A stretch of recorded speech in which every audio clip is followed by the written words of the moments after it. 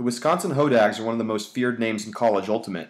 Seeded number 2 coming into this year's college championships and playing at home in Madison, will this be the year they bring home their first title since 2008? We'll start by looking at their strengths. The team's offense is generally kick-started by a side stack that reverts into a horizontal as they keep the offense moving. They're at their best when they're patient, hitting their underneath cuts and waiting for the deep cut to open up. As you can see in this clip, they swing the disc back and forth ably, finding the open cutters down the field to move yards and keep flow moving before they shoot to the end zone with a nice easy open break side throw. Here we can see the impact of some of their big name players on offense.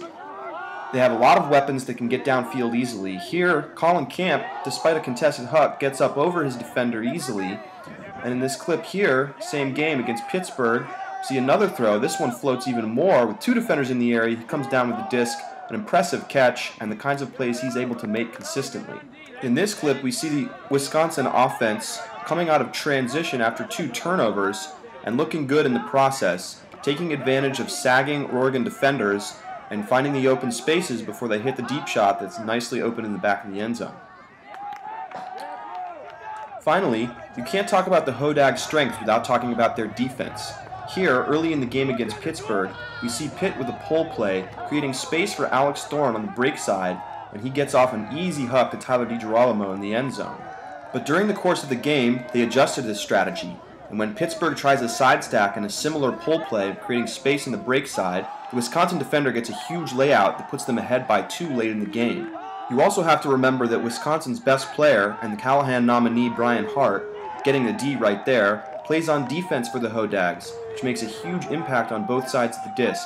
He's able to both generate turnovers and pick up the disc and throw it on offense, but he's not a shabby cutter either, as we see here after he takes advantage of the poor swing throw and then cuts deep to the end zone to get the score. Florida coach Kyle Van Auken says, "Yep, that's good." But we also have to talk about the Hodags' weaknesses. Oregon dominated Wisconsin in the quarterfinals of the Stanford Invite by throwing a bit of a junky look, as you can see here, taking away the easy first underneath throw and forcing Wisconsin to dump the disc and swing it around. As you can see, they sit, look, can't find underneath throws, really poachy looks from Oregon. Finally, they swing it all the way across the field. Later in the point, they're getting a little bit impatient and they force a difficult throw upfield that doesn't connect. Oregon had a lot of success with this strategy during the game, so Wisconsin switched to a vertical stack to try to beat the poach. In this situation, the handler looks off his open cutter on the first throw, and things clog up significantly. He's forced to put up a difficult dump throw into the defense that nearly gets blocked. Yet again, the player with the disc struggles to find open cutters upfield, and eventually they get a stoppage, and Oregon in a strong position there with the disc on the sideline. Here, notice how Oregon brackets by putting an extra defender near the disc to shut down that first throw out of the side stack. Out of rhythm, the Wisconsin handler throws it away. Wisconsin has also had trouble shutting down elite players. In this clip, we see Dylan Freechild getting the better of Brian Hart, their best defender, with a nice fake in-cut to the easy open deep. Freechild dominated Hart for most of this game. Here, he's poached a little bit deep, so he comes back underneath and literally makes Brian fall over as he gets open in the back of the end zone. The throw ends up not connecting, but Freechild still had his number. Wisconsin has to rely on their team defense in order to stop players like him and Jimmy Mickle, who also managed to beat Wisconsin earlier this season.